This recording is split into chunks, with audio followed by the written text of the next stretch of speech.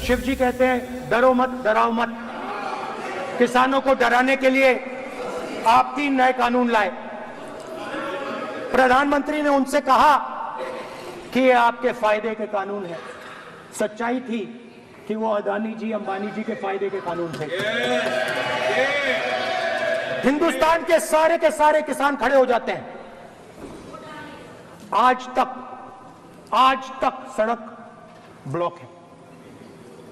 अगर आप वहां जाएंगे, आज तक आपको दिखेगा कि वो सड़क जिस पे किसान आए थे वो आज तक बंद पड़ी हुई।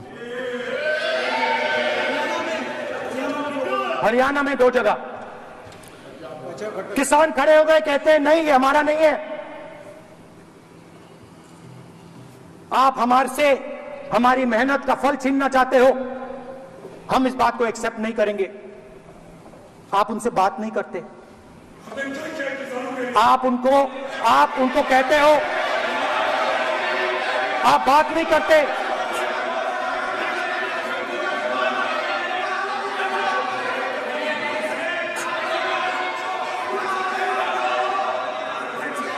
आप बात नहीं करते, आप गले नहीं लगते, आप उन्हें आतंकवादी कहते हो। आप कहते हो ये सब आतंकवादी हैं। झूठ नहीं है, झूठ नहीं है, सच है, सच है। मान्यवर, मैं समझ रहा हूं कि विपक्ष के नेता नाते पहली बार बोल रहे हैं, मगर नियमों के पुस्तक के बाहर वो नहीं जा सकते। ये स्टेटमेंट करे कि हम कहते हैं कि किसान आतंकवादी है, तो कैसे सदन में चल सकता है? मान्यवर, आप एक तरफा नियमों के ऊपर जाकर उनको रियायत दे रहे हो। मान्यवर, हमें संरक्षित करिए, ऐसे नहीं चलता। 700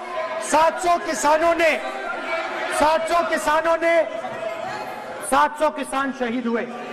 हमने इस हाउस में कहा कि किसानों के लिए मौन होना चाहिए, आपने मौन नहीं होने दिया।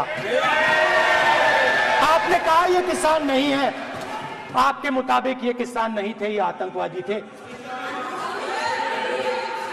आप तो स्पीकर सर, किसानों ने मांगा क्या? स्पीकर सर, किसानों ने मांगा क्या? किसानों ने सिर्फ ये कहा कि अगर 16 लाख करोड़ रुपए अरबपतियों का कर्जा माफ हो सकता है तो हमारा भी थोड़ा सा कर दीजिए। किसान ने ये कहा कि हर प्रोडक्ट के लिए सही प्राइस मिलती है, हमें भी एमएसपी दे दीजिए। और आप लोगों ने कहा किसान का कर्जा माफ नहीं होगा और एमएसपी नहीं मिलेगी।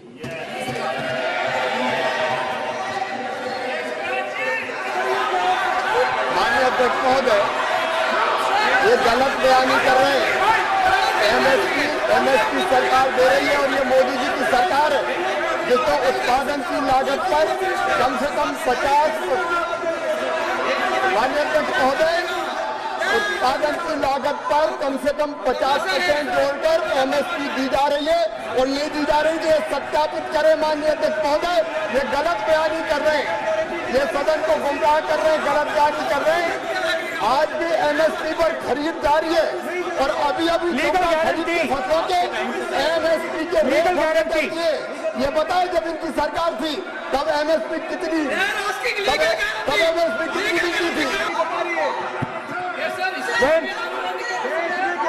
स्पीकर सर, एमएसपी जब मैं speaker sir, MSP with legal guarantee. Speaker sir, the issue is MSP with legal guarantee, not just MSP. MSP is being given. The issue is Kisans want MSP with legal guarantee, which you are not ready to give. और अब एक नया fashion निकला है, NEET.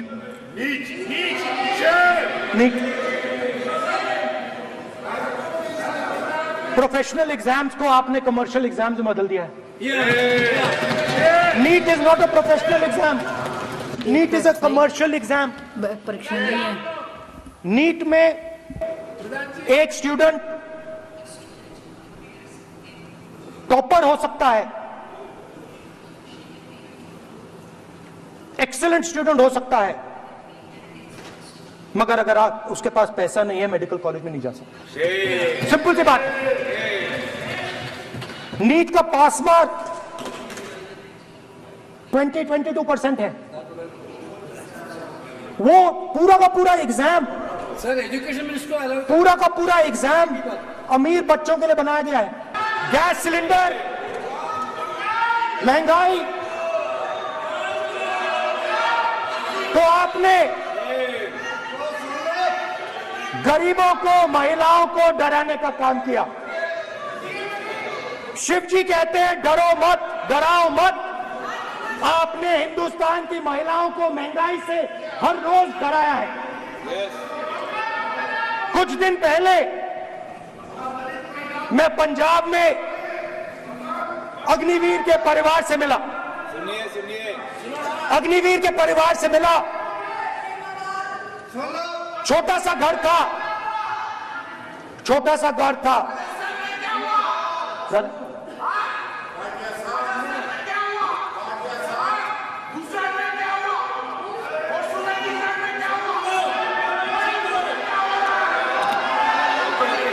ठीक है sir.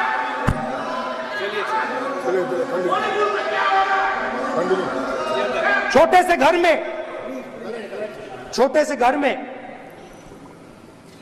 Agniveer शहीद हुआ, लैंडमाइन ब्लास्ट में शहीद हुआ। मैं उसे शहीद कह रहा हूं, मगर हिंदुस्तान की सरकार उसे शहीद नहीं कहती है। नरेंद्र मोदी उसे शहीद नहीं कहते हैं। नरेंद्र मोदी उसे अग्निवीर कहते हैं। उस घर को पेंशन नहीं मिलेगी, उस घर को कंपनसेशन नहीं मिलेगी,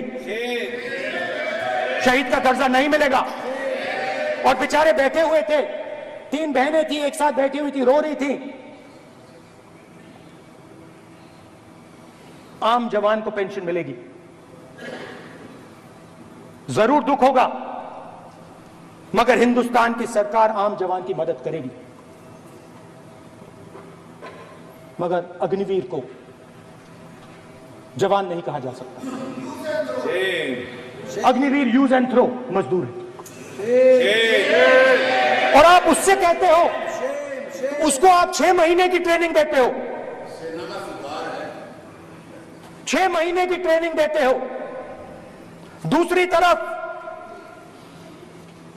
चाइना के जवान को 5 साल की ट्रेनिंग मिलती है। राइफल लेकर उसके सामने खड़ा कर देते हो, उसके दिल में भय पैदा करते हो। एक जवान और दूसरे जवान के बीच में फूट डालते हो कि एक को पेंशन मिलेगी, एक को शहीद का दर्जा मिलेगा, दूसरे को नहीं मिलेगा। और फिर अपने आप को देशभक्त कहते हो। ये कैसे देशभक्त है?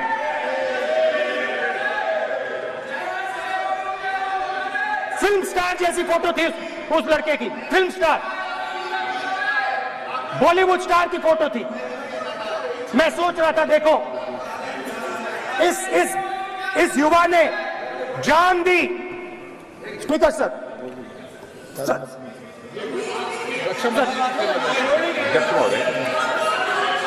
अध्यक्ष महोदय, एक आदमी सब पर भारी। अध्यक्ष महोदय, मैं नेता प्रतिपक्ष से अनुरोध करना चाहूंगा, गलत बयानी करके सदन को गुमराह करने की कोशिश। गलत नहीं है सर, गलत नहीं है सर, गलत नहीं है सर। अथवा सीमाओं की सुरक्षा के दौरान यदि हमारा कोई अग्निवीर का जवान शहीद होता है तो उसके 1 करोड़ रुपए की धनराशि सहायता के रूप में उसके परिवार को मुहैया कराई जाती है। इस प्रकार की गलत बयानी से सभी को गुमराह करने की कोशिश नहीं की जानी चाहिए संसद में। अध्यक्ष। स्पीकर साहब, स्पीकर साहब देखिए, स्पीकर साहब देखिए, राजनाथ सिंह जी की एक राय है, मेरी एक राय है। सच्चाई अग्निवीरों को मालूम है, हमें बोलने की जरूरत नहीं है। अग्निवीर को किस चीज का सामना करना पड़ता है, शहीद का दर्जा मिलता है या नहीं मिलता है, कॉम्पनसेशन मिलता है नहीं मिलता है, पेंशन मिलती है नहीं मिलती है, वो उसको मालूम है। पॉइंट ऑफ ऑर्डर है माननीय। अब सदन के सामने 2 स्टेटमेंट हुए, एक हुआ विपक्ष के नेता का, दूसरा हुआ माननीय राजनाथ सिंह जी का, रक्षा मंत्री जी का। ये कहते हैं कि 1 करोड़ रुपया नहीं मिलता है। श्री राजनाथ सिंह ने अधिकृत रूप से कहा कि मारे जाने वाले अग्निवीर को जो शहीद होता है उसको 1 करोड़ रुपया मिलता है। उनको फैक्चुअल पोजीशन सदन पर रखनी चाहिए मान्यवर। ये सदन झूठ बोलने की जगह नहीं है मान्यवर, या सच बोलना चाहिए। और अगर ये नहीं रखते हैं तो उनको ये सत्यापन नहीं करते हैं अपने स्टेटमेंट का, तो उनको सदन और देश से और अग्निवीरों से माफी मांगनी चाहिए माननीय। मैं नेता प्रतिपक्ष से विनम्रता पूर्वक अनुरोध करना चाहता हूं कि कृपया वह सदन को गुमराह करने की कोशिश न करें। अग्निवीर योजना के संबंध में बहुत सारे लोगों से 158 ऑर्गेनाइजेशन के साथ सीधा संवाद स्थापित हुआ है, उनके सुझाव लिए गए हैं, तब यह अग्निवीर योजना लाई गई है और बहुत सोच समझकर यह योजना लाई गई है। और मैं यह भी स्पष्ट कर देना चाहता हूं, इस प्रकार की योजनाएं दुनिया के कई देशों में है, यूएस में है, यूके में है, वहां पर किसी को कोई किसी प्रकार की आपत्ति नहीं है। अब बिना अग्निवीर योजना के बारे में समझे, बिना उस संबंध में कोई पूरी जानकारी हासिल किए इस तरीके से सदन को गुमराह करना, इसे कदापि उचित नहीं ठहराया जा सकता। महोदय, मैं तो आपसे ये अनुरोध करूंगा, इसे सदन की कार्रवाई से बाहर निकाला जाना चाहिए। आपको देखिए, सिंपल सी बात है स्पीकर सर, इनको अग्निवीर अच्छा लगता है, आप उसको रखिए, हम उसको बदल देंगे, हटा देंगे। सिंपल सी बात है, हमारी सरकार आई थी, अग्निवीर को हम हटा देंगे, क्योंकि हम सोचते हैं कि अग्निवीर सेना के खिलाफ है, जवानों के खिलाफ है, देशभक्तों के खिलाफ स्कीम है। हम इस स्कीम को नहीं चाहते। मणिपुर को आपने सिविल वॉर में डुबा दिया है। मणिपुर को आपने और आपकी योजनाओं ने, आपकी पॉलिटिक्स ने जला दिया है। और आज तक हिंदुस्तान के प्रधानमंत्री मणिपुर नहीं गए हैं। ऐसा लगता है कि मणिपुर हिंदुस्तान का प्रदेश ही नहीं। प्रधानमंत्री के लिए मणिपुर स्टेट ही नहीं है। मणिपुर में सिविल वॉर हो ही नहीं रही है। और एक बार बयान दिया हमने, मतलब प्रेशर लगाया, हम गए, हमने प्रधानमंत्री से कहा एक मैसेज दे दीजिए, मणिपुर चले जाइए, जनता की वहां रक्षा कीजिए। नहीं,